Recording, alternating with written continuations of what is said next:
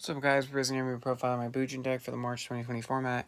Ever since Dual Overload got announced and I saw all the new links, I pre-ordered all the stuff for my wife and my wife and I's decks, all the new link support for them, anything they got, so then I could profile them. So I'm really excited to show you a lot of the old decks profiled on the channel that now get boosted with all these new cards. One of them being my Bujins. Sorry I didn't provide yesterday when I got them in the mail. I was just busy, but tonight I'm going to try to do all of them. So, with the new Bujin link, this deck's gotten a lot better. So I hope you guys enjoy the profile. Alright, just out of the way. Okay, for starters, 3 Yamato. Everybody knows what he does. It's how your deck gets rolling. You can only control 1 on the board. You can add a Bujin from deck to hand and discard a card. So, like, if you just need to add a hare or turtle and then you can discard them off the effect to get them engraved, that's cool. Or if you already have a hare or turtle in hand, or I'm sorry, a crane, or like whatever. If you have a hare or turtle, you can add a crane to hand and then discard the hare or the turtle, which is really cool. Next, for your Beast Warriors, you run 3 Aromates, your special summon, banish a Bujin monster, you can special summon her. So it's another level 4, so you can link summon into your Hashima. Super cool. And then if it gets destroyed, you can have your opponent and you draw a card. Or I think it's just discard a card, but let me make sure. Yeah, just discard a card, so that can kind of help sometimes. 1 Mikazuchi, if a Bujin Beast Warrior is destroyed, you can special summon him. So what's really cool about it is, like, either stop getting OTK'd, or if their last attack is destroy like your motto, then you can just play him, so then you have a free level 4 for next turn. And then if you discard a Bujin card, he's face up on the field, you can add a Bujin spell or trap to hand. So he's like my searcher for my Carnation. That's why you run the 1. He's got 1900 attack, which is pretty decent. For your Bujingis, the little beasts that protect your Beast Warriors. So we have 3 hair, banish them from the grave, stop your Bujins being destroyed by battle or card effect. So I think he's the best one, so I run 3. Next, you play 2 turtles, stops them from being targeted by card effects. But I only do the 2 because not everything targets, but if they can't destroy with card effects, try to beat over your monster. So 1 Quellen pops a face-up card in the field to get rid of floodgates. Monsters you can't get over, but you have to control a Bujin Beast Warrior. And then Bujingi Senyo, he's basically an Honest, but he activates from Grave. So if you don't have your Crane or your Honest, which is kind of hard, but if you don't have them, you have another thing to dump into your Grave with your motto, so you can either beat over something or protect them in battle, which is really cool. The only sucky part about him is it has to damage your opponent takes, and at the end of the damage step, it goes back to normal. So it's only for that battle, but those are all the ones that activate in Grave. Then my last one, I play 3 Crane. Most of the time people are playing 2, so you didn't like brick on it, but with the new link, you're going to go into Sasanobu pretty consistently, so you want to have a Crane to search to protect him. That's why I play the 3. Alright, guys. And then for the non-Bujin Bujingi cards, 3 Honest, because like a win con with your Sasanobu, you attack over the biggest monster, Honest it, keeps that attack boost for the rest of the turn, you beat over the rest of their cards, because it can battle each one once. And everything's light, so your hare can beat over things, your turtle, really good. My last monster, 3 Danger Mothman. I love this card in the deck. If you don't discard him with this effect, you get a free draw and a free level 4, because Hashima only needs 2 monsters at the same level. So if you have a Yamato and just play Mothman, turn 1 you can go Hashima. And then if you do discard him, you can draw a card and discard a card, which just helps your deck, because if you, say you draw into a card, you can just get rid of a hare or a turtle, something that's in your grave for when you need it, so. Or you have fodder for your Harume. So, really good. And he's got 1800 attack, which isn't bad. Alright, guys, on the spells, you play 3 tanky, because all your main monsters that you want to see are Beast Warrior. You at least want to open up Yamato if you can't get into the links. So, it's just can add them straight deck from hand to your Harume, to send your plays, or your Mikazuchi if you want to search a Bujin Carnation that turn. Really good. And it gives all your Beast Warriors an 100 attack buff. So, most of your XYZs are Beast Warriors, so to give them a little bit more attack, make your Yamato 1900, your Mikazuchi 2000, your Harume 21. Just a great card. And then my next card that I think a lot of people like overlook, or at least don't try in a lot of decks I think it'd be great in, is this. From Popper Up. I run 3 of it. I love this card. You can only use it once per turn, but you can send up to 3 cards from your hand to grave.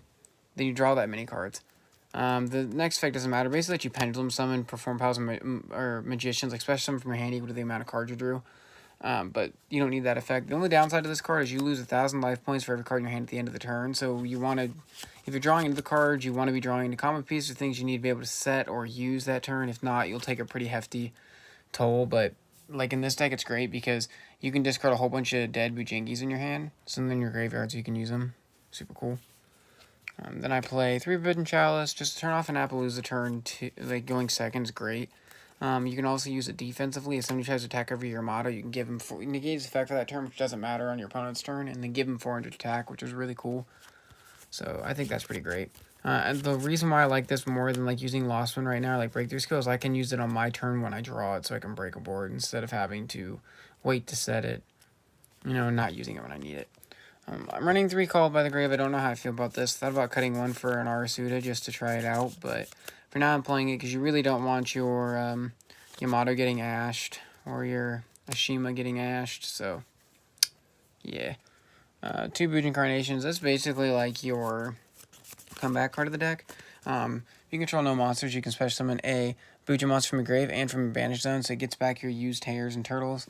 You just can only go into Beast, Beast Warrior, Winged Beast, Exceeds for the rest of the turn, which you play a lot of, so not really a downside. For background, play 2 Tone Twisters, because in this deck it's great. You can just discard a Bujingi or not. You don't need in your hand. Pop 2 cards and it's usable in the grave. Foolish, because this and Yamato basically ends on a Yamato that can't be targeted by card effects and can't be destroyed by battle on card effects, which is really cool. So you just send one with Yamato, the other with Foolish. So, good card. And my last one is just 1 Monster Born, just to get a free Yamato back. Free, basically anything you need. An Honest, you can bounce back to hand and use it. So yeah, guys, that's 40 cards for the main. On to the extra. We play 3 Mujinki Ashima. This card is super cool. So if it's Link Summon, you can special summon 2 monsters. Let me make sure I say it right because it's fairly new. 2 monsters of the same level, 1 from your hand in your graveyard, and then you exceed summon with them. So it's basically a free Susanoo, basically. And then if an exceed monster detaches a material and activates its effect that this is pointing to, it pops a card, so it's a free MST. So you can kind of break boards. Like, this deck's really good going second, honestly, which I've thought about kind of catering more towards. Like, you can also play, like, Super Poly and stuff in this deck. For going second to break a board, like maybe take out the Call by the Graves, play Super Polys, and take out maybe one of the hares or the crane, depending on your play style. Put in a Dinosaur or Pankotops, because it can break boards. What you can do is, if your opponent doesn't know what you're playing, you can link into Ashima, and then grab your Susanoo, search whatever you need, maybe like a crane, so you can beat over a lot of their monsters in battle. And then when you use the effect to search the crane to beat over everything, your Ashima can pop a spell or trap. So it can get rid of a floodgate, get rid of back row. Just really like it. Love the card. 1 Firefighting Daruma Doll. I just play this because I believe, let me make sure I say it right. When it does destroy an opponent's monster by battle, you can target a banished beast, Warrior, Wing Beast. That's banished in your graveyard at the hand. So you can add back your cranes you banished with Harume or sent to your graveyard, or your hares or turtles or Yamatos. Super good. Gains 100 for each beast, warrior, wing beast, or beast, which is cool. So you can make them kind of beefy, and then you can target a face-up spell trap or like a spell trap you control, and one that your opponent controls, and pop it. So you can pop like your tankies to pop something they have. It's decent. It's a beast warrior, so kind of goes with all the effects. All right, that's enough with the links. On to the exceeds. We play 3 Susanoo. Yes, this is the platinum rare. I do like it. I did it on purpose because I know a lot of people don't really like them, think they look kind of cheap. I think they're kind of cool. They're like the only, like this and Tiger King, the only ones that came out in it, so really cool card. You can check all monsters your opponent controls, and then once per turn you can detach a material and either send a Bujin card from your deck to grave or add it to hand. So you can either like add crane and stuff you need, or a roommate to overextend, or you can send like your turtles or hares to protect them, which is cool. I play 1 Bujin Tai Kagetsuchi. If I could speak. When you summon, you send the top 5 cards of your deck to the grave. You gains 100 for each Bujin card sent. And then if you would be destroyed, you can detach material and protect him. So, kind of beefy. You can beat over stuff. Play 1 Bujin Tai Tsukiyomi. Basically, you send your whole hand to the grave, draw 2 cards. So you have a hand of Bujingis. Play that to get them engraved, draw 2 cards, keep going. You have to send a minimum of 1, so it is kind of like a +2. So, if you're sitting on 1 card, and you're kind of in like a grind kind of game state or whatever, you could discard that 1 card and draw into 2 more cards you need, which is cool. 1 Bujinki Amaterasu. He's pretty cool. He's 3 level 4s. You can either banish, you can detach material to target a banished level 4 or lower monster, special summon it, or that's during your turn. Or during your opponent, you target a banished level 4 or lower monster and add it to your hand. So you can either special summon it during your turn, to combo off or add it to your hand during your opponent's. So like you can add a Crane during your opponent's turn to your hand. Don't normally go into him, but he's still a card. You can still go into him off of Carnation, which is cool. Another Carnation target was Omega. On 2 level 4 lights, he's a Beast Warrior. During your player's turn, detach a material. And from this card, all Constellar monsters currently are unaffected by spell and traps, which he's a Constellar, so they have a lot of back row. You can just make him and make it to where he's unaffected. You can beat over something or attack him for game. Really cool. 1, Breath of the Fire for Tiger King. Yes, Platinum Rare. You can detach material. All monster effects are negated besides face-up Beast Warriors that are currently on the field, which is kind of cool, so he's a walking skill drain. On top of it, when he's summoned, you can set a tanky from your decks, and you can start your combos too, so that's kind of cool. Then we play 1 Tornado Dragon to pop spells or traps if you don't have your Ashima already doing it. You can do it during your opponent's turn, so you can basically take out 2 cards during yours and then on your opponent's. You can wait, like if they activate a trap on the summon that's not like a solemn, you can pop another card. Then we have 1 Evil Swarm Exodon Knight. Once per turn during the main phase of your opponent's, or during the main phase or your opponent's battle phase, if your opponent has more total cards in their hand and on field than you do, you can just blow everything up.